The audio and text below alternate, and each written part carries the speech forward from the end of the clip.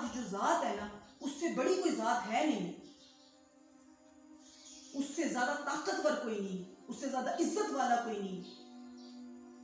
काहे को खौफ खाऊं दुनिया से, काहे को खौफ खाऊं दुनिया से, काहे को परवाह करूं कि ये है तो फलाना है तो टमकाना, ऐसे कहता है, ये करता है, फलाने ने कहा तुमको मार देना, फलाने ने कहा जैसे कर देना, फलाने।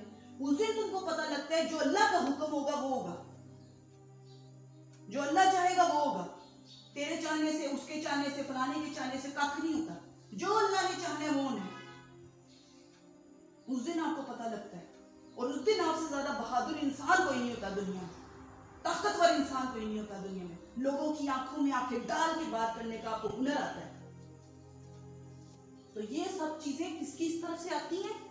ये आपको अल्लाह देता है, और ये उस वक्त देता है जब आप बेबसी की इंतहा पर होते हो और आपके पास सवाए अल्लाह की जात के सिवा कोई नहीं होता। और उस दिन वो आपको सही मानों में शेर बनाने के लिए जिंदगी आपकी नई तरीके से शुरू करता है। किस जरिए से? कुरान पाक से।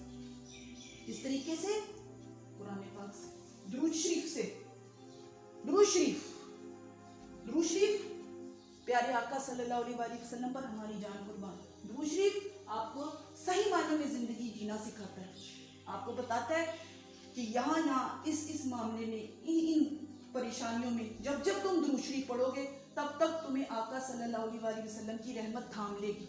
आगे बढ़कर तुम्हें अपनी शफकत भरी आगोश में जब तुम टूटते हुए, बिखरते हुए, रोते हुए, बिलखते हुए जब आका सल्लल्लाहु अलैहि वसल्लम के कदमों में गिरोगे ना और उनके दामन में छुपोगे, तो वो तुम्हें ऐसे समेटेंगे, इस तरह से तुम्हें अपनी शफकत भरी आगोश में छुपाएंगे कि इसके सिवा तुम्हें किसी भी तरह की कोई भी आगोश की जरूरत महसूस नहीं होगी कभी।